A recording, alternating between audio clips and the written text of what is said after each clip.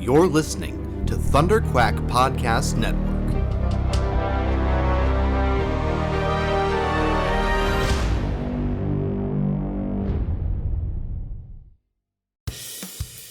This is the Thunderquack Podcast,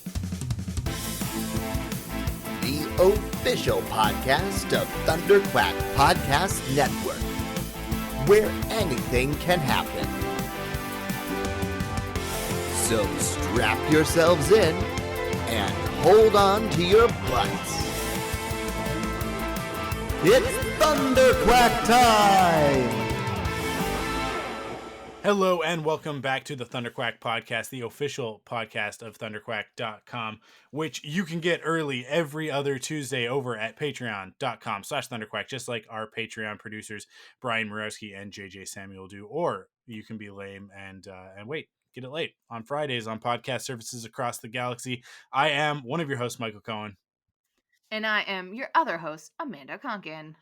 And I have never been happier, more ecstatic, elated, just carefree, and just happy that we no longer cover CW DC shows. Because last week I sent you the text, right? They did, released the poster for this year's crossover event, and I looked at it, and my instant reaction was, I don't have to care. I don't have to care one bit about how awful this looks. I don't have to try and do mental gymnastics to tell myself, no. I mean, like, it's the CW. Like they're what they're doing within the restraints of blah blah blah. Like that stuff's all valid. Those are all valid things to say, and the stuff that we said on the podcast back in the day is all valid. It's just like, I don't have to though. So Yeah. I can just go about my life and know that, hey, they're bringing Brandon Routh back for a few episodes, and they're gonna have Mia Smoke Queen Green Arrow, whatever they called her, on the crossover, and she's in the outfit and stuff. Neat, but I don't have to watch it. I certainly don't have to watch all 5 shows that are crossing over in order to understand what's happening. And that is just, it just feels really nice. And I just wanted to note impressive that they're still doing it, to be honest. Like, yeah. Considering they got rid of some of the shows, like, it just, I don't know. Cool. Also, is it still called the Arrowverse, even though Arrow doesn't exist anymore? Because that makes me happy that they're like, I don't know. If they're still calling it the Arrowverse? Yeah. Yeah. Because I feel I like don't know. it is the Arrowverse. I literally, sort of like, thing. Andy occasionally messages me something about it, and I have to remind him I don't care anymore.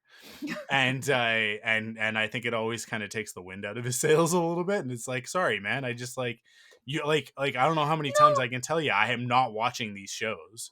I'm only watching Superman and Lois, right? Like, so if this season of The Flash has been great, I'm happy for everyone. I don't know, I'm glad that other people enjoy this stuff. I'm glad that it's still there for the people who are having fun with it. Is this now going to be 2 years past? Is it reached now? When did we stop podcasting? Was it 2 years ago or was it a year ago? Because I'm trying to think of how far. Because The Flash started a year after Arrow, so I'm just wondering how long it's going to last past the seasons that Arrow had. Yeah, it'll be 2 years in February that we finished. Yeah. Okay. Because it was 2020. It was right before the pandemic. Right. We wrapped it. So up. It's been lasting basically a year longer. So it's in its 9th season. Oh my gosh, that seems like a very long time. It seems like many years. Yeah, and I don't know. Like I said, like, I don't pay attention to any of this stuff. But I feel like I've heard that, like, Grant Gustin might be leaving the series, or like a lot of characters have left the series at this point, and it's like, it's one of those things of, like, is it still the same show? Like Arrow was, right? Like, at a certain point, it's like, in season 6 and 7, was Arrow the same show that it was in season 2? Not even close, not remotely. At least it still had the Arrow guy on it. I feel remember when it was about a book, the little book that he was crossing names off of? Like, no. I don't. those It was first so two long seasons ago. were pretty tight. Like it was on point. Yeah. It had a theme. It knew what it was, and then they decided that the book wasn't part of it anymore, and then it was like, what is this show now? Yeah, Yeah, pretty no, much. yeah, I don't. 5 seasons is as long as anything should run. I firmly believe that. Unless we're talking about like I'm talking about like episodic, like Yeah, not like serialized. CSI Miami, because Yeah, nobody like cares. You whatever. can just Yeah, run as if long it's a as you want. procedural show or if it's Friends or How I Met Your Mother or whatever, it's like whatever. 10 years is fine. But like Seinfeld, that all makes sense to me. With these characters that are like locked in stasis and never really change. It's like just keep telling stories That's for fair. as long as those actors want to tell those stories. It's fine. And just give us like tidbits, right, as we go. But for like, I don't know. It's I Fringe is a great example. Well, what did we get with Fringe? We got Oh, 5 seasons, right? 4. Only Four 4. It seasons. was a tight 4 seasons. And it's like yeah, like get out while the getting's good. Like Because and they just barely got 4. Like, it wasn't gonna get past 2, I think. I think the yeah. last season was like a gimme or something. Like, Um but it's yeah, that's a show that ended. Didn't it end on a cliffhanger? Didn't it no, end the way that Fringe it was ended. supposed to? Fringe, they knew their last season was their final season, Oh and they man, have wrapped I it all forgotten up. how Fringe ends? I think I've forgotten how Fringe ends. I better have watched Yeah, all of Fringe. it's Now I'm worried that I didn't watch all of Fringe. oh, you definitely did. Everybody should watch Fringe. It's amazing. Oh, Fringe is one of the best like genre shows ever. Oh no, it had 5 seasons. I'm a huge It did have liar. 5 seasons. That's what I thought. So how does it end? Here's the end of it. As the observers close in, Walter and September desperately work to complete the plan, but one obstacle after another hinders their progress. I Who the think heck they is like September? September was the bald guy. He was one of the Okay, okay, observers. okay. I think they merge the two worlds or something. I don't know. Because you remember, it's Did I like that's finish what it's all about. watching Is this? like it's Ooh, multiverse before everybody else was talking multiverse. you know what's amazing? That it ended on its 100th episode. That's cool. That is I pretty good. think that you don't need more than 100 episodes of any television show. Yeah, bingo. So I think that is. Did I finish watching this show? Yeah, you did, because we I definitely talked about it when it happened. We definitely talked about it when it happened. I don't think I watched it while it was happening, man. I definitely watched Fringe after the fact. I watched like the first season while it was happening, but then I remember catching up on Fringe well after it was done. Really? I I think. could have Oh, sworn I that was we. in Fringe. Oh yeah, no, I watched it while it was happening. It was one of my extra gigs. Was in a shopping market in one of the episodes. Yeah, I remember that. Oh, man. And you're in an episode of Smallville. Yeah, In the club, right? In the Ace of Clubs. I'm in the Ace of Clubs. I actually was on 2 episodes of Smallville. I was in the Ace of Clubs, and then I was also out in the streets. Yeah.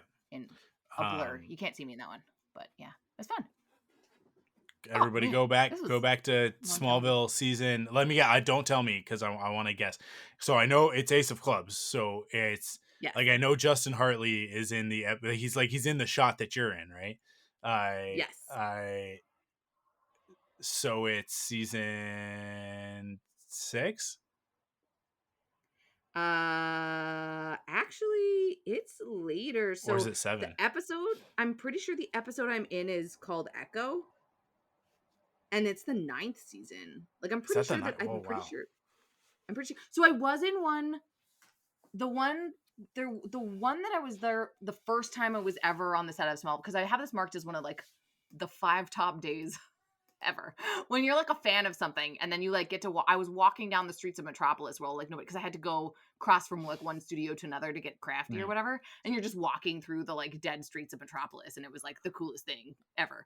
But on that, like the scene that happened had all of those. Remember they like had like Bart and Black Canary and like all those people. It was one of those seasons, so I feel like it was season 8 or something. Like it was the last 2, because I remember being like just getting in under the wire, being able to be in Smallville. and stuff. It's So anyways. it's not on your IMDb though. I guess because you're just an extra, right? Because it's not, I didn't actually do anything. I sat I walked behind them in an Yeah. elevator. Like no, I wasn't actually. It's not something that I would put on IMDb. It just was a fun You time know what's to get on to. my IMDb? Nothing. What is on your Zero. I don't have an IMDb. How have I not made you come onto my shows yet, Mike? I feel Uh, like I should have I don't know. I don't know. I ask the same question. put you in things. I don't know. That's crazy. I've been Now asking that for I don't know, like 10 years. no, It's fine. I should put you into more things. Go That's for good. it. Anyways, it's a good episode. I just like the thing that makes me happy about that is it's genuinely a fun episode. So. It's one of the good ones. Yeah. You're not in one of the witch episodes from season 4, 5, whatever. Correct. 4. Yeah. Yeah. Man, what are we talking about on this episode? Before we I don't know. diverged. I honestly, into I thought the CW stuff would get more gas, but there it is. We just puttered out. I mean, I feel because far as we it went. talked about it for 8 years. If you want to hear us talk about CW, you can just go back and re-listen. I mean, it is kind of cool to know that the stuff is still happening. I don't know. Yeah. I've just been thinking about the longevity of like series and that now we're in just this age where like people just want content, so they're just gonna keep making this stuff. Into the thing that absolutely boggles my brain is Grey's Anatomy still being a thing that exists. That is and like Grey's Anatomy, like I remember that so vividly starting in my first year of university and it being like a thing that people were like watching Grey's Anatomy in my first. And I've stopped watching that, but for some reason my Facebook thinks that I'm interested in Grey's Anatomy. It also thinks I'm interested in the originals, like the Vampire Diaries spinoff. And so it gives me like things every now and then from like the Vampire Diaries and I'm like, what even is this? But the thing is, the worst is the Grey's Anatomy stuff because the characters now I have no concept of who they are. Yeah, and there's who are this these one people? character that's like a really important character. I think it's like Derek Shepherd's sister or something that was like in later. And I kind of like Googled it out of just sheer curiosity where I'm like, how far did they come with this series? And the thing that just gets me is that Ellen Pompeo is still on that show. Yeah. And because they tried like the idea too of like, when you have a show where the titular character is like the main character, it's like, how do you make Ally McBeal without Ally McBeal, right? But and they were prepared to replace her, right? Like they brought in other characters named Grey so that they could replace her if she ever moved on, and then I think she just didn't, and I just think that that's kind of cool to like have like that amount of staying power with something like that. It's funny when they did the Friends reunion, and I don't know if we ever really talked about that. But I like one of the things that they talked about was like, oh, like would you come back to do more episodes?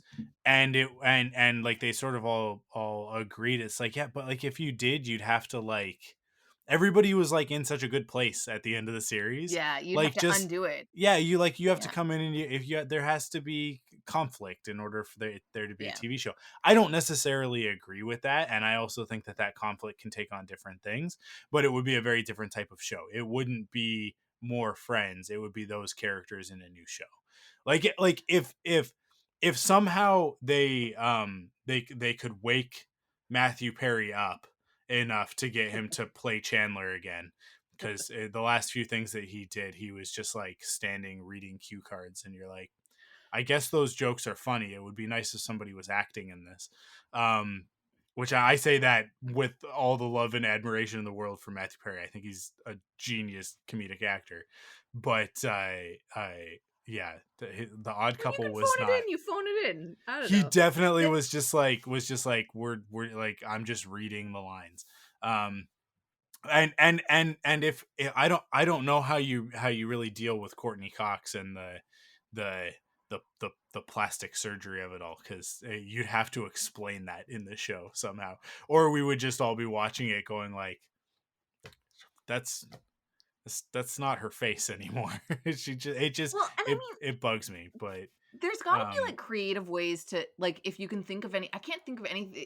I'm sure that there is stuff that it's like, how do you revamp something? Did Boy Meets World, like Girl Meets World, do a good job of sort of like bringing back something without bringing it back? Like, you sort of like they created a new show the and then just the like the framed problem it in with the old yeah show. the problem with Girl Meets World is that they brought it back as the modern version of what Boy Meets World was. But when Boy Meets World was on TGIF in the 90s and the early 2000s, that was a period in time where like that sort of tween teenage programming was taking chances and trying to like reach the audience in a very genuine way. And now all that Disney Nickelodeon stuff is like, I mean, you worked on that type of a show with Reboot, right? Like Right. they like all of their problems are at such arm's length from reality, right? Right. And Yeah. so it never like when I think of Boy Meets World and I think of the episodes that like really left a mark on me, there's some of the great like really funny ones, but then there's also the ones like I when Sean is like that girl the girl from Jurassic Park. I that was like my frame of reference at the time. It's like, oh, she's in Jurassic Park. I It's like a super dramatic episode where like her dad is basically beating her, and so she's like hiding out at Sean's place because Sean's parents are never around. So it's like she's like hanging out there in order to like not go home. And then it's like it's the thing of like, oh, but we need to call the police, but we can't call the police because she asked us not to because we don't want to get anybody in trouble. Like, and it's like, oh, Right. but Yeah. it's the Yeah. right thing to do, right? And it's like it's a heavy episode. Um, but it also like I watched that as a kid, as a teenager. It was like basically contemporary with those characters, and like I learned something from it. Right, Girl Meets World never really um it was the problems of a white girl with rich parents. Right, like Yeah. it definitely like was out of touch with the reality of what teenagers deal with in at that time. I think it was like 2016. um they tried. There was definitely some like, oh, there's like an episode where she creates a fake persona on Facebook, or like I think they made up a social media or something, but like she Of basically course. creates a Yeah. fake Facebook profile, and everybody, because she can't make any friends in high school, and everybody in high school loves this fake person on the internet, and then Right. like Yeah. she Yeah. Yeah. announces that it's her and everybody just doesn't care. And it's like, so it was like there was like a message there, and there was a little bit of like a subtext going on, but it didn't actually like, because they're afraid nowadays everything's so sanitized. You know what I mean? That's what, like, when I say like it's at like It's sort arm's length from reality, it's like of it's just yeah. so sanitized that like even like Boy Meets World, like even like Full House, Family Matters, like a lot of those TGIF shows, they weren't like that as much as like we They think actually back dealt on with them being things. that way. Yeah. Yeah. Yeah. And it's Yeah. like Fuller House is another really good example of like Fuller House was really good. It was very funny. It never got real. Like they never, like, Right. as a matter of fact, they went the other way with it, and so did Girl Meets World, where they tried to be Community, right? Like Oh they yeah. tried to See. be meta Hmm. about everything, and it's like every like 5 minutes somebody looks down the barrel of the camera and goes, like Stephanie looks at the camera and goes, how rude, and then the audience cheers, and you're like, yeah, I Right. get it, Yeah. like, yeah, we have nostalgia for that, but it's got to be more than that. It's a here we go. How do I always bring it back to this? It is like Rise of Skywalker, where it's like Rise of Skywalker is like the cinematic equivalent of that, where they're like somehow Palpatine has returned, and there's like a pause for the audience to gasp. And then it's like, ooh, Yeah, yeah, and it's like, but ooh, there's yeah. nothing here. I love it. Oh, I love like we just bring stuff back. I was thinking about this recently. Okay, I have two, like, let's talk, because when we don't have something specific to, I do have like two actual pop culture things to talk about. But first of all, let's talk about life for a minute, because what I've been thinking about recently is myself, and as per always, but about like getting older and being like a single woman in my 30s, that lives alone and needs to decide what to do with my life in terms of like financial security. And for the first time in history, like literally, like my mom had to get a husband to get a bank card, right? Like this generation of women is like the first generation of women that are able to like actually like do something with our lives and like make choices that are different than the choices of those that came before. Like, and it's really sort of shifting how I'm like looking at and consuming media and like what I'm connecting to and how I'm looking at all of these like feminist stories. And I'm like, why aren't you telling something like you can start to shift, like you can tell these stories in these sort of like interesting, meaningful ways. Anyways, I've been thinking about like media consumption and like what it is that I'm trying to just through the lens of like what is a life supposed to look like and what are the goals and all of these shows that are sort of like this is what people are supposed to like be looking like. Anyways, I had an actual point and I lost it somewhere along the way. So I'm just gonna come backwards to what was the second thing that I said? Did I say something related Not to that as really. well? No. Not really. Oh, come on. Oh, I lost my train of thought. I had a point that was related to pop culture and it was Well, gonna be great. I was talking about like Fuller House and Boy Meets World, Girl Meets World, and how they were just like they're just sanitized, right? Like it's Not talking it's about anything real. yeah, like they Yeah. just like there's I think like Disney is so afraid of it, um, and you see it in a lot of the stuff that they make right now, where it's just like it is the biggest problem with Star Wars at the moment. I think it's just that Oh, like that's thank you. it's not Thank you. about That's what it was. anything. Okay, go ahead. That's what it was. I was talking about the way that media is made for us, and it's the Force Awakens was Hmm. because the most prominent and influential person in this world right now are cis het white dudes Yeah, who think they're inheriting the world. yeah. And we need to show them that they're the bad guy and that if they don't get their act together, right, that like this trilogy, the Star Wars sequel trilogy was made for me. And I've talked about this many times on the show before, but about like the like women that are trying Well, to two like thirds of it at connect to least. these men. Well, two, right. But like that but are trying to connect to these men being like, "Hey, you guys have all of this power right now and you can do so much with it. You can Yeah, change the world. You can make it a better place." And instead, you're looking at your freaking grandfather and you're looking at how he shaped his world and you want to emulate that and make it a little bit worse? Like, are you kidding me? Why don't you give us yeah, some of that power and like make it different? We can make the world different. It doesn't have to be a same version of what came before. We can utilize this world that's changing, that's giving women financial independence, that's making us change what family units look like and making us change what families look like and what friends look like, and we can shift the power dynamics in the world.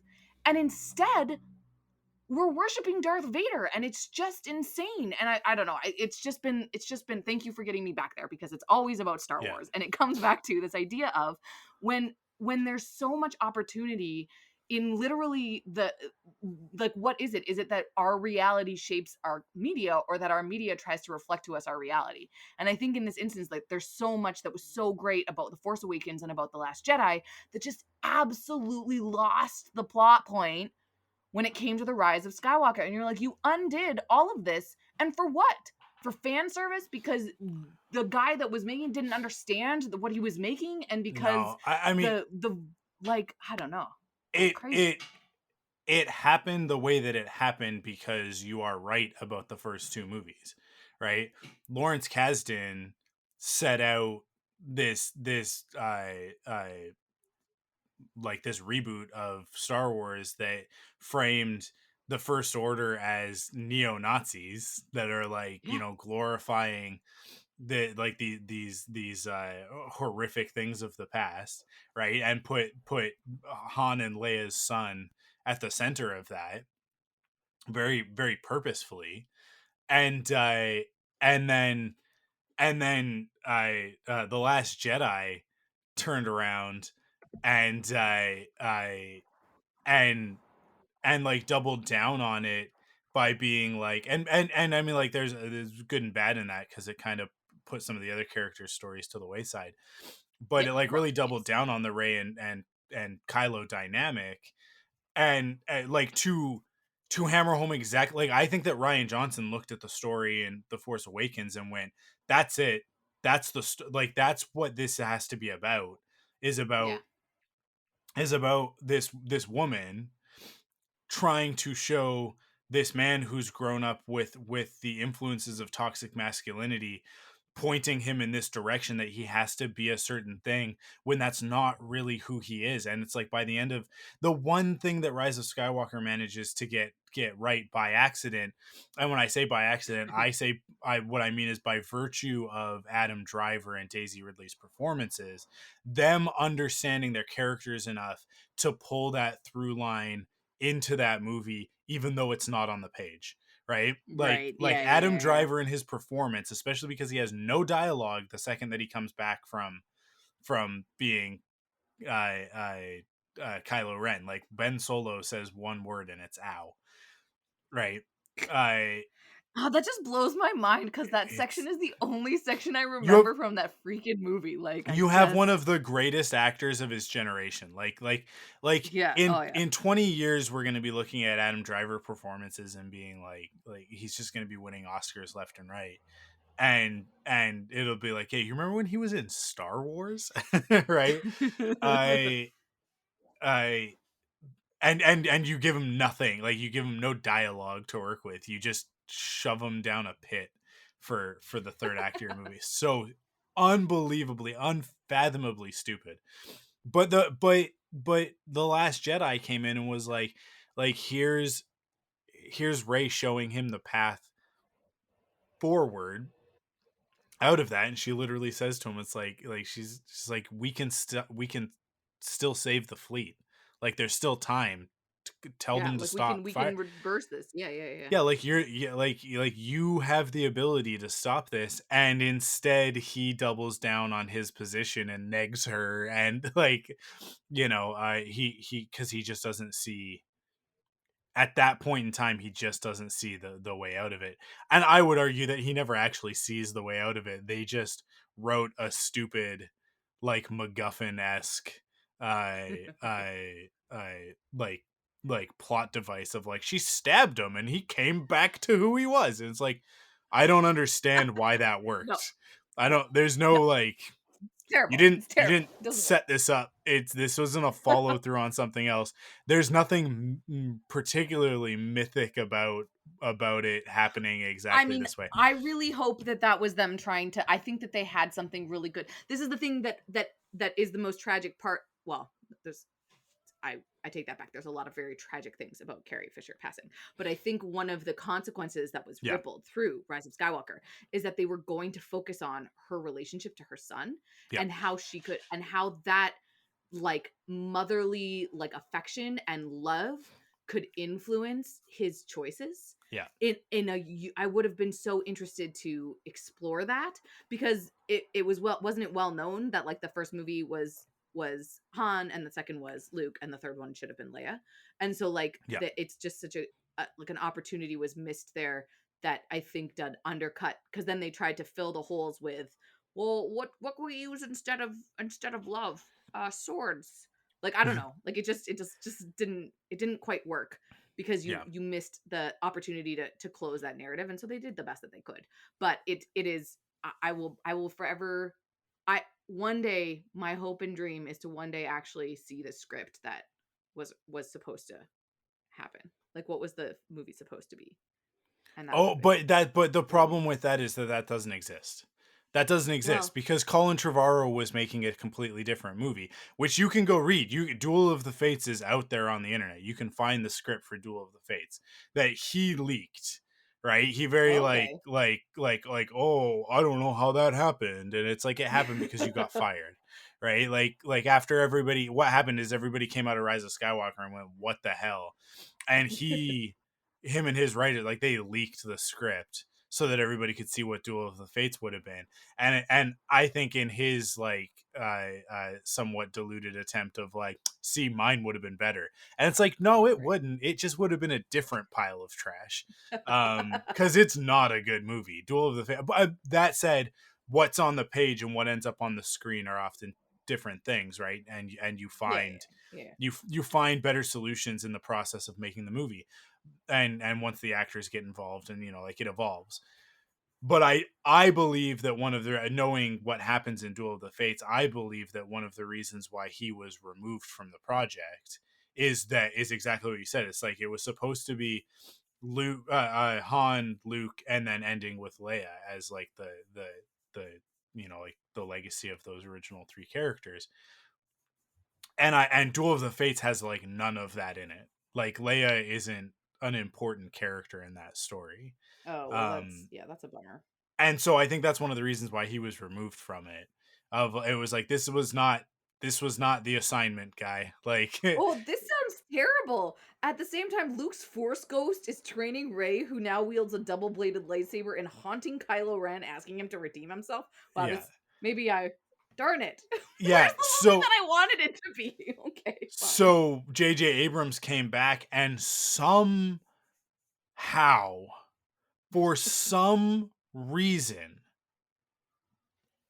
I don't understand it. And if I ever needed any evidence that like the devil Lucifer, like the morning star, the one that comes up like in a flame and makes deals with people to sell their souls, if I ever needed any evidence that that is a real thing that can happen, more than Satan himself bursting into flame in my room right now to tell me that he's real, Chris Terrio getting to write Batman v Superman and then Justice League totally screw up both of those movies and derail the DC, like the second biggest superhero franchise in the world, one like two of the most notable characters in pop culture, just completely ruin their stories, with two like some of the best casting ever in Henry Cavill and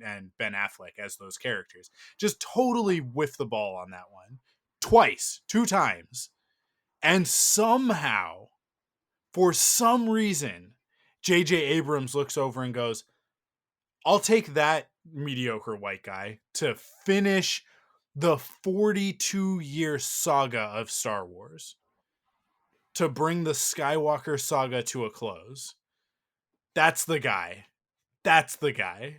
Out of all of the writers in Hollywood, because it's Star Wars, you have your pick of almost anybody except for the pretentious jerks who were like, "I wouldn't write a Star Wars movie. I'm a real filmmaker." And it's like, okay, cool. You don't want to cap off the modern myth. That's fine. You like go write a movie about, I don't know, somebody who gets divorced, whatever, who cares. Yeah, pretty much. But like it's like a screenwriter's dream to not only get to write a Star Wars movie, but to be the one who gets to come in and bring it all full Finish circle this and like bring it to a epic close, saga. right? Yeah. And somehow Chris Terrio, with no writing credits to his name save for two movies that were hugely panned by critics and reviled by a lot of the fans of those franchise characters that they're supposed to be celebrating, right? Like I just don't understand how that happens, except for nepotism and mediocre white men getting to, and it always pisses me off when I have to say that, because it's like, here I am, a mediocre white guy, where's my golden ticket? Like, it's not fair. I which is like, that's, I'm half ironic when I say that, only half though, because it is like I don't understand how these mediocre white guys get the opportunity to do it. I don't know if we talked about it on a podcast, but I know that we've talked about it in person. It's like, well, J.J. Abrams grew up down the street from Steven Spielberg. I know how he got there, right? And J.J., like, he is. I do think that he's a good director. I think he's a very good producer. Um, Yeah. Yeah. I don't think that he's a good writer, so I don't think that he should be anywhere near story, right? Like, I think that he needs a strong writer to keep a hand on the wheel. And that's why The Force Awakens is great, because Lawrence Kasdan is there to guide that, right?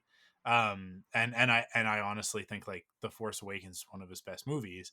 Mission Impossible 3 is another really good. I don't know who wrote Mission Impossible 3. I'd have to look it up. I'll look it up while we're talking. But um yeah, like I I like JJ needs somebody else there to offset him. keep him. It's the same thing. I mean, we sort of don't talk about him too much anymore, but Joss Whedon needed to work within boundaries Yeah. too, right?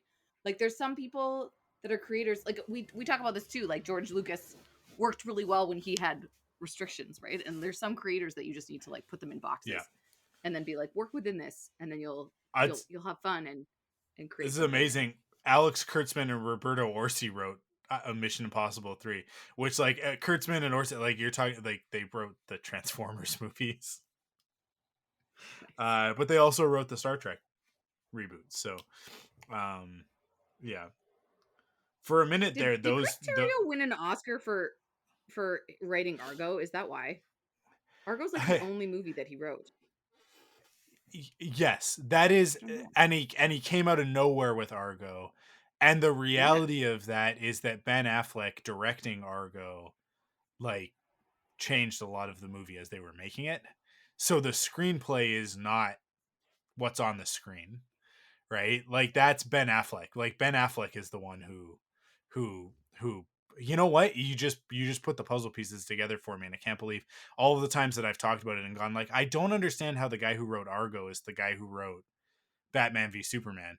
But also you're talking about completely different types of movies, Yeah, right? So it's I like just don't maybe he understand is why they good would at hire writing him for movies like Batman v Argo. Superman after Argo, because Argo is a completely different type of movie. But they This keep is so trying to weird. do this, right? They keep trying to take people from Oh, because it's Ben Affleck. Oh, I didn't put that. I didn't draw that exact line.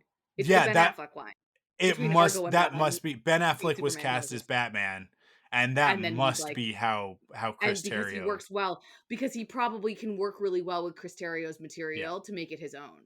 And so he probably, because that there's something to that about finding a creative that you can work really well with, sure. regardless of sort of like what it is that they do. So like I understand that impulse, which is interesting.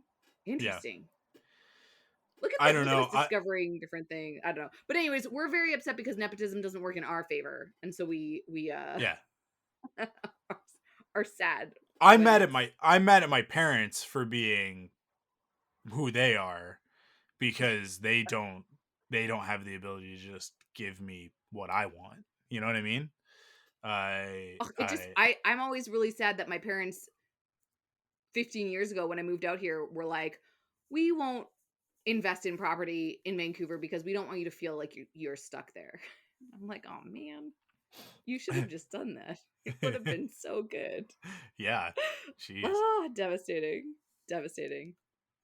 Anyways, did we close this loop? I think I'm sorry for my mini rant in the middle, but it was the Star Wars button that made me realize too. Like I rewatched. Oh, I think this is how I got there. Like this is the train of my life is always combined with media, and so I watched Dune, and then was like, this Timothy Chalamet's got something. And so then I started like watching some Timothy, like wanting to watch more Timothy Chalamet stuff, but I don't really want. I haven't watched the movie with the dude from the thing that he's a young one and they what I'm completely blanking. The one that he was like Oscar nominated for. Call Me by Your Name. I don't. Okay, so I Okay, haven't sure. watched Call Me by Your Name, but I did rewatch again because the internet said that I wanted to. It kept showing me clips of Little Women, and I was like, oh, Timothy Chalamet's in that, so I can watch Little Women again. And then watching Little Women, it makes me really angry that they changed the plot of Little Women. I mean, spoilers for Little Women, but Greta Gerwig's Little Women, they marry Joe off in the end, and like they comment on it, like they make a point of being like, what are you going to give me for marrying off my main character? And it like so like they comment on it, but it also just like really bothers me because it's like a thing that Joe is an independent. Anyways, but then it got me thinking about like what agency women had ever in life, and then it started me thinking about the media that we consume now, and mostly I'm trying to decide if I need to buy a house in the next year and a half, and I really just don't want to. I'd rather spend money on other things, but then I'm like, am I making a bad life choice? So that's where I'm at, and then the media I'm consuming is like reflecting it back to me. And then I watched Emma because that's just a fun movie. about a rich woman way back, and she gets married because she wants to, and I'm like, go on you. That's a different kind of feminism. It's great. It's all feminism. Do what you want to do, but you don't have to, and I kind of like that. So that's that thread. I appreciate you letting me rant a little bit about the state of the world and Timothée Chalamet, as you do. That's fine by me. I actually like. I'm glad that you are like. You're like, why don't you talk this one? And I'm like, I'll just meander the podcast all over the place. And the next one, I do feel like I need people to congratulate me for finally watching the Hulk. The Incredible Hulk. The Incredible Hulk. Yeah. And the What If episode makes a lot more sense now. I feel really bad that I like watched that in reverse order. But they like put the building in What If. Like it's a very iconic building. Yeah. From that movie. It's enjoyable. Yep. I don't know. It was enjoyable, but That's fine. I don't enjoy Edward Norton. The only thing that I like him in is Fight Club. He is so good in Fight Club. And no other movie. I just can't watch him in any other movie. And it's really, and also like the design of Hulk is weird. The Lou Ferrigno cameo was great. You really like it. Really is so bizarre after the years of being immersed in the Marvel Cinematic Universe to go back and for the first time experience one of the first movies in that franchise, and you see them setting up all of the seeds that are to come. And it's there. Like it's you got the cameos, you got the Stan Lees, you got the you got all of the stuff that is going to be so iconic for so many years. But it's so you've got these two characters that then don't show up again. That because they were, I mean, the character show. I guess the Hulk character obviously shows up again. But I see it through the lens of Mark Ruffalo. And being like, what a wasted opportunity to have Mark Ruffalo in this movie. He just needs his own other movie. That's kind of the thing that I kind of like about the Hulk, the Incredible Hulk, is that it's not really an origin movie, which I also kind of like. Like the I guess this is gonna be a little bit of a spoiler for the Incredible Hulk, but it's a spoiler for the first 10 minutes. No, there are no spoilers for the Incredible Hulk. But that it's not all Spider-Man origin movies are about like I'm a regular boy and then I get bit by a spider and then I become Spider-Man. Except for I guess they didn't do that in. You just sort of throw Peter Parker into the MCU, which because again you don't need to see that a million times, and that is I think something they did well in the Incredible Hulk, where you just sort of see him becoming the Hulk in the credits, in the beginning. And I almost wasn't gonna watch. I kind of was like, I'll just start watching it once the credits are done. I was making my dinner or something like that, and I was like, oh no, wait, they're actually showing me snippets of what's happening, and it's Ross. I didn't realize it's the same guy that goes all the way through it. Hey, yeah. That actor I had just watched. I was like, what is this actor from? And he's from the movie that I always talk about. That's the Stephenie Meyer film, The Host. Well, it's not. I mean, the book is her, but. He plays a character that I had just watched a couple days previously, yep. And then I was like, oh wait, this guy's in the MCU for all of this stuff that I just didn't pay attention to. But anyways, it's very surreal to go back and watch that movie if people haven't watched it, because I feel like it fell off. I'm not the only. I can't possibly be the only one where the Incredible Hulk fell off of our radars for the Marvel universe. Do you like Mark Ruffalo better? Yeah. Are there people? Yeah, of course I do. Edward Norton is such a weird choice. And Liv Tyler, were you the one that was ragging on Liv Tyler when I was talking about this early on? Yes. Because she's not a great choice. And having watched the Eric Bana version of the Hulk, I do think even Jennifer Connelly would have been a better. Yep. I like Jennifer Connelly. I think she would have been but I've never thought of Liv Tyler before until you made disparaging comments about her, and then watching this movie I was like, oh, you're correct. And it made me sad because I kind of did I've definitely cosplayed Arwen before, and Arwen, and just I grew up loving Armageddon. I don't know, Armageddon was my childhood, man. I loved that movie so much. Yeah, and I like Michael Bay. Say what you will about Michael Bay, his movies are a good time. It's a good time. And Armageddon, that role in Armageddon is absolutely in the wheelhouse of what Liv Tyler can be good at. but yeah, I don't believe her as a scientist. I mean, yeah, That just that was doesn't it was weird. work Yeah, for me. that well, she also didn't really get to be a scientist. She was more like, is my boyfriend there? It's really weird watching Ty Burrell too do anything other than Modern Family as well.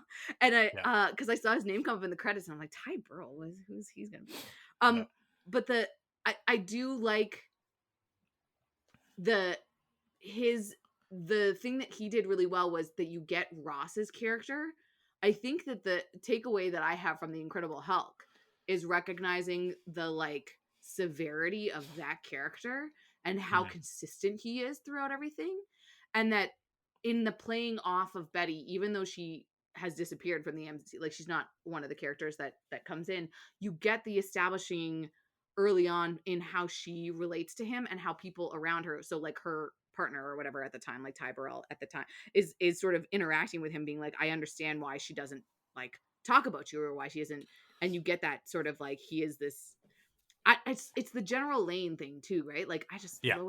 Lois and her dad's relationship is such a. It's just such a like. There's just something sinister about. I don't know. Is General Lane actually good? I don't know. I feel like every time I see No. General Lane, he just like grates on me. He's just like it's Uh just so. And you, yeah, so Smallville never quite went that far with him, and Superman and Lois is going in a different direction with that character. But in the comic books, I would not categorize General Sam Lane as an ally yeah, of Superman. no, He is definitely one of Superman's biggest antagonists. Because he doesn't trust Superman. It's like their relationship is antagonistic. It's one sided. It's definitely like Superman being like, I'm here to help, and Sam Lane being like, I'm gonna kill you one day. yeah. Like that's my But goal. you get that a little bit in the like really militaristic. It's sort of why I think why I'm relating the two. Like I'm relating Ross and Lane a bit in that Yeah, they're very like the military works a certain way and everything we do is for the yeah, betterment of the military. And it there's something sort of so um what's the opposite of diluted? Concentrated yeah. about that particular archetype that I think they both do really well. In that it sort Yeah, of encompasses all of the opposition that you really need in making the characters like the heroes play off of that, yeah. because you're like it's they encompass a system. It's not about them as individuals. It's sort of the whole like they wouldn't be in the situation had it not been for this particular mindset and people like this that are acting in a certain way. I agree to a certain extent because that you definitely describe Sam Lane, because Sam Lane is not a villain, but he is an antagonist, Yeah. whereas Thunderbolt Ross is a villain. Like Thunderbolt Ross is a supervillain. He is a supervillain who just Oh, happens to work for the American government. okay. Well, And in some of the storylines, like during Civil War, which I think we've talked about before, it's like he formed because of the Superhero Registration Act and all that stuff. Um, there are no Avengers. The Avengers disband, and some of them are registered, but most of them aren't. Right, like most of them side with Cap, and so there's like an underground sort of like resistance almost. So but the government is like, well, we've registered all of these superheroes. We need our own Avengers, and one of the ways that they go about doing that, there's a few different ways that it happens, but one of the ways that they go about doing that is that General Thunderbolt Ross is in charge of putting together his own Avengers team called the Thunderbolts, which consists of a bunch of villains pretending to be superheroes, right?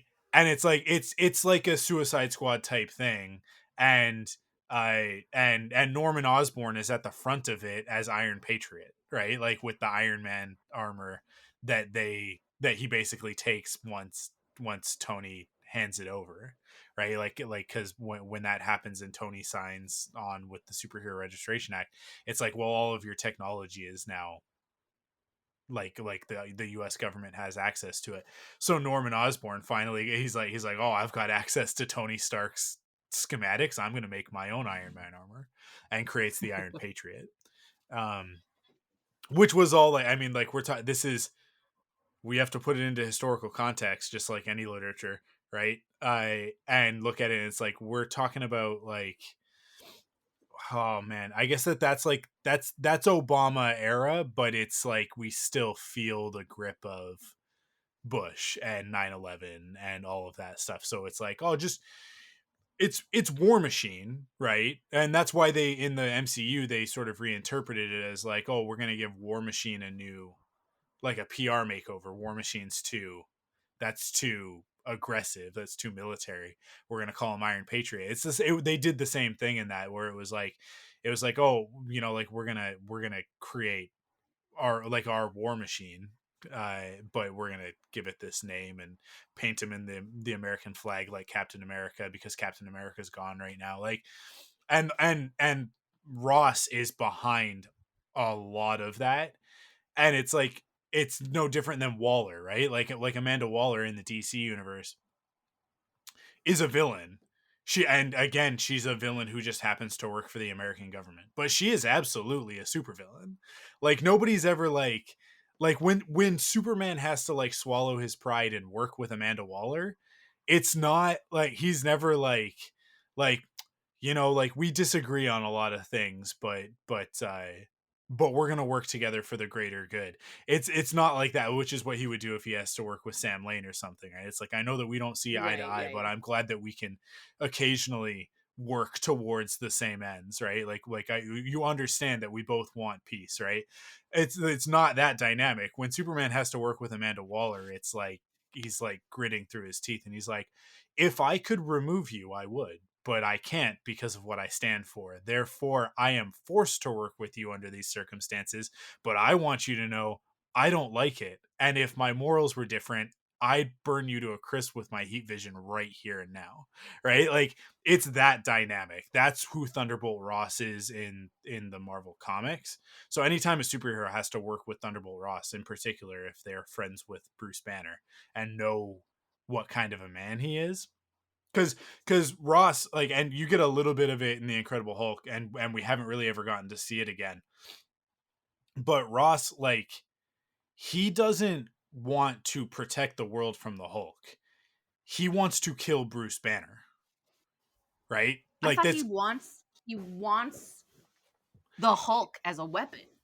he wants Isn't the that super soldier program back on track because it like especially within the MCU and Abomination and all of that stuff, it's like they sort of retconned and brought all that back, and it's like um they essentially did with the Hulk in the MCU what Wolverine is in the actual comics, where it's like Wolverine is weapon X, right? Captain America is weapon 1. X is like this is all retconned. It's not like they wrote it this way originally, but eventually they kind of retcon all of this stuff back together where it's like in during World War II, like they did the super soldier program and then they lost all that stuff. They couldn't recreate Steve Rogers.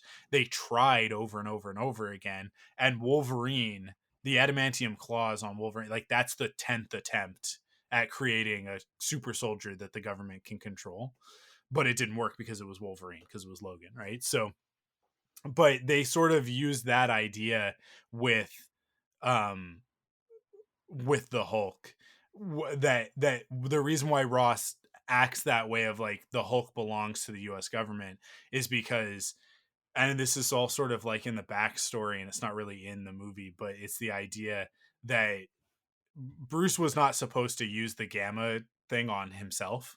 They were developing that to create a super soldier, and he did it in order to like stop them from being able to use it, basically. Like he turned himself into the Hulk, you know, so that nobody else could get turned into the Hulk. And that's why Abomination being created in the Incredible Hulk is like it's like they take a soldier and it's no different than the original serum. It's like, what does it do? It brings out, I think they even name drop it, that it is like that it's a version of the super soldier serum. Like it's what they put in Cap. And what do we know about that? It makes good great, it makes bad worse, right? And so it takes what's his face, that I oh man, why can't I think of his name right now? It's like on the tip The of my tongue, but the Abomination, Abomination dude? the Yeah. the soldier that becomes Abomination, like they take him, it takes Tim Ross? Tim Roth's No. character and makes him into a disgusting, vile creature, right? Like because that's what's Yeah. inside him, and it brings that out. So It's yeah, so I don't know. poetic. There's a lot of good stuff in the Incredible Hulk, but it also like it would have been a better movie without Edward Norton because he came on and he only signed on if they would give him uh like control over the story, so he like rewrote a Oh. bunch of the movie.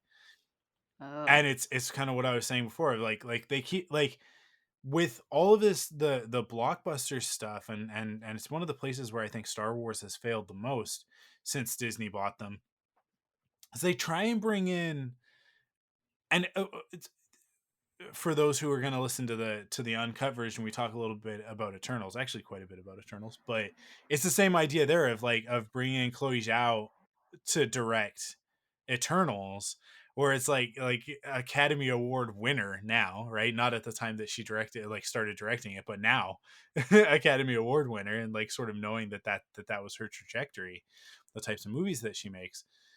um it was like, oh, we'll put her on a Marvel movie, and then we'll really have something.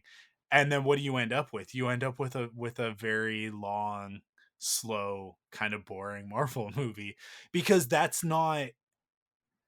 it's actually like it's a square peg in a round hole, right? Whereas taking Jon Favreau from Zathura and saying, let's give this guy Iron Man and see what happens, and then going like, man, he really knocked it out of the park with Iron Man.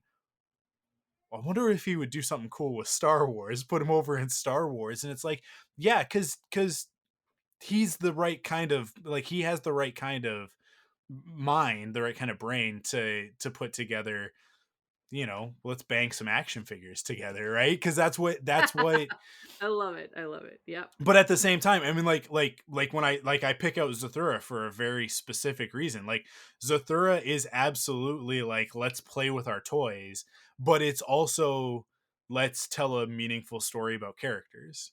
But while we do that, let's play with our toys, right? And Iron Man comes out, and it's like, let's bang some action figures together, but also here's this really interesting, I like uh meaningful story about a man's path to redemption, right? Like, there's like the beginning of that, and it evolves from there. But even still, like, I remember seeing Iron Man the first time, and going into it thinking that I was going to get something like the Incredible Hulk or one of the Spider-Man movies or the X-Men movies, and walking out of it and being like, I can't believe that I care about Iron Man.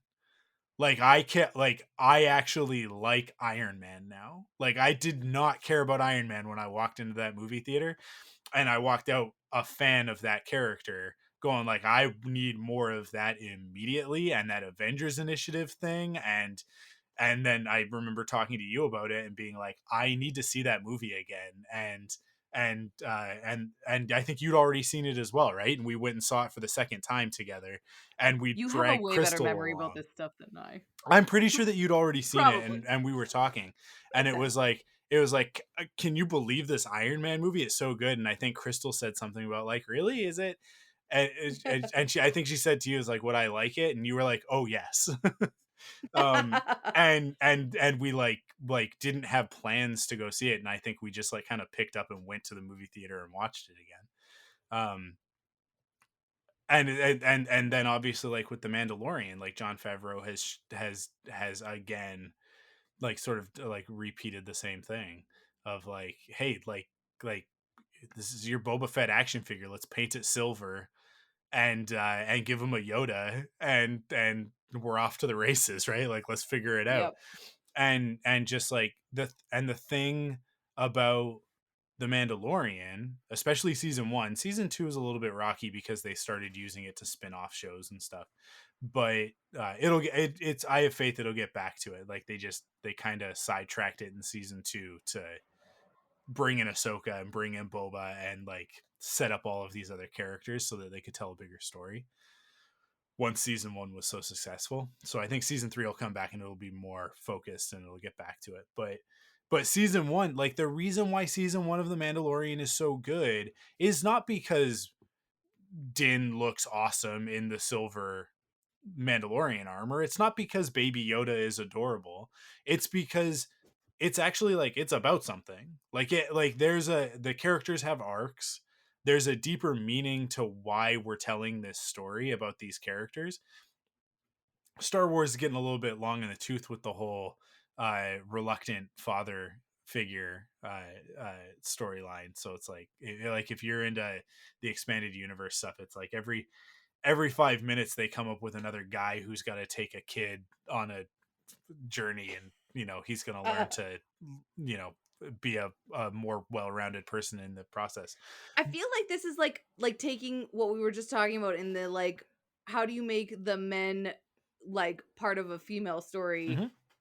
and instead they become protectors and dads, and you're like, well, maybe they don't have to be that all the time. I think what'll be really interesting is to see what happens with Kenobi, because Kenobi's being directed by Deborah Chow, so that Yeah. female influence I think is gonna really inform that series a lot. I think Acolyte, which is being done by oh my god, I'm terrible with names tonight, but the executive producer of Russian Doll, um, she's doing Star Wars Acolyte, and I think like Oh, we that's talked one. about that before. Yeah, Yeah. like I think that'll be a big deal. They actually just announced today that that Rogue Squadron is being delayed, um, and it's, I'll bet you anything Patty Jenkins ends up having nothing to do with it. But I and they're acting like it's a scheduling thing. It's not a scheduling thing. It's because of Wonder Woman 1984.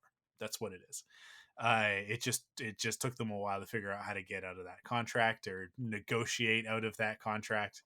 But in 2 years, there will be a deadline or a Hollywood Reporter article about the real reason why Patty Jenkins exited the Rogue Squadron project, and it'll be the same as everybody else who's been kicked off of a Star Wars project. It's that they did something really cool, they got signed onto a Star Wars project, and then their next thing came out and it was a nightmare. And and Kathleen Kennedy is not shy about pulling the trigger, I think, because she's a good producer and she knows like, we can cut our losses now. People are going to be disappointed that a movie's not coming, but that better that than we put out something garbage or have to deal with the production, like with the Josh Trank thing of like having to deal with what he did on Fantastic Four. Like she didn't want to have to deal with that stuff. Yeah, I everybody who like the fandom menace, toxic Star Wars fans get all mad at Kathleen Kennedy for all of the stuff that they put out that they don't like, right? It's like, oh, it's all her fault. And then they ignore all of the other stuff that's come out that they love. But to me, it's like the whole fandom is ignoring the fact that she like catches bullets in midair and saves people from them. like because Josh Trank was supposed to make a Boba Fett movie. That's what that was going to be, and instead we ended up having to wait a few more years. But we got the Mandalorian, and now we're getting the Boba Fett series. And boy, oh boy! I mean, I talked about it last week on the exclusive episode, so go pay $5 and you can listen to it. But Book of Boba Fett's gonna be, it's gonna be something. I don't know if it's gonna be as good as season 1 of Mandalorian, but I hope it is. But that trailer is promising. I care about Boba Fett all of a sudden, which 5 years ago, if you had said when Josh Yeah, Trank Boba was Fett doing it, was it's like like so Boba Fett basic. movie, I would have been like, that sounds like a terrible idea. I don't want to sit through 2 hours of Boba Fett. And now it's like 9 episodes. Sign me up. I'm totally down. So I don't know. I think Kathleen Kennedy is there are two. It's amazing that Disney has two of the greatest producers who have ever lived, the greatest film producers who have ever lived, and that's Kevin Feige and Kathleen Kennedy, running like two of they're basically their two biggest divisions, right? Like it's Almost like crazy. it's almost like they can find really talented people to run It's almost like the they most have all important of the media money in the world to franchises. retain those Yeah. talented people. Yeah. But Yeah. yeah, it's yeah, she's one of the greatest producers in the world and that's ever lived. Not just because of the movies that she's made, but also because of the movies that she hasn't. I think Well, there you that's go. my opinion. That's actually like there's something really brilliant about that. That's like that's very Yeah. poignant, Mike. It's very impressive. Was it poetic? It was a little bit poetic. wasn't it? Poetic. I love it. Anyways, Cool. that's it. Well, I'm done. We're done. If when you for people who listen to the uncut, you're gonna hear that like I was worried I wasn't gonna last because I'm starting to get a cold. You guys next week after I've had the cold and then like started to recover from it and we record to talk about Eternals on Enough Said, you guys will hear it in my voice. Well, I'll probably sound like this. Oh dear.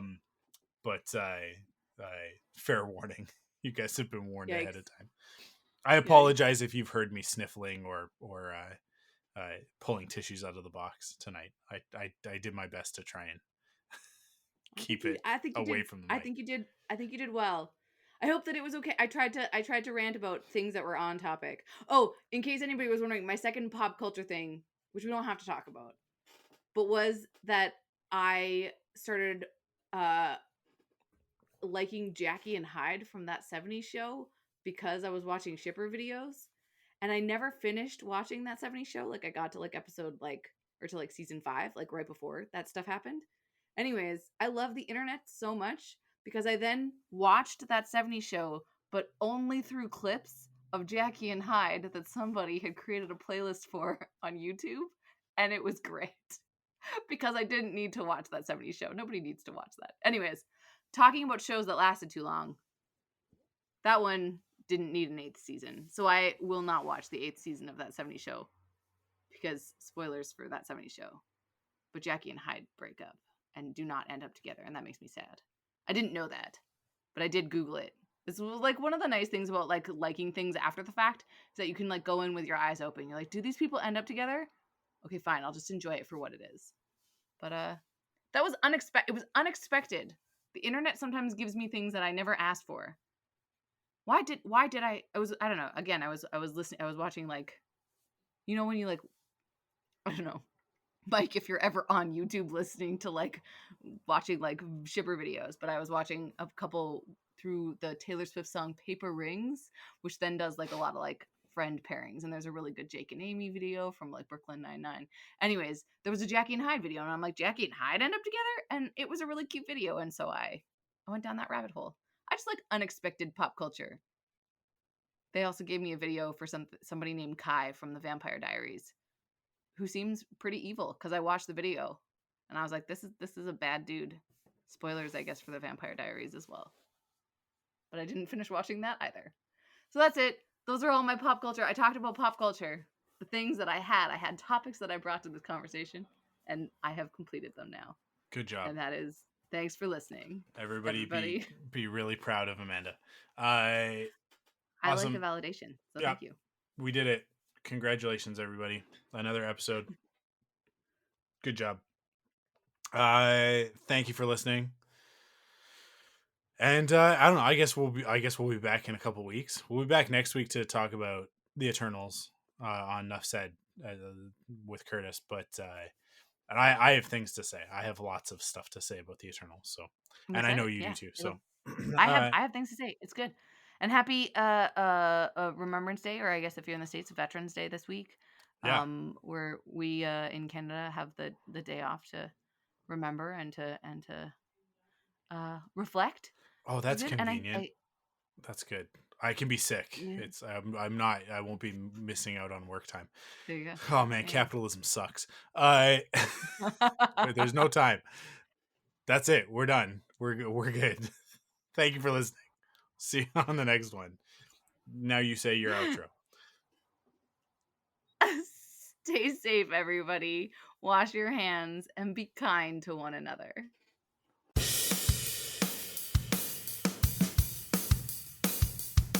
Follow the Thunderquack Podcast on Twitter, Instagram, and Facebook by searching the Thunderquack Podcast. You can support us in 3 ways. First, by heading to the podcast service of your choice and leaving a rating and review. Second, by going to store.thunderquack.com to pick up some merch from your favorite podcasts. And last but not least, by heading to patreon.com/thunderquack to kick in with your monthly pledge of support and get cool rewards like early access and extended episodes. The Thunderquack Podcast is the official podcast of thunderquack.com. Head to thunderquack.com to discover more great podcasts.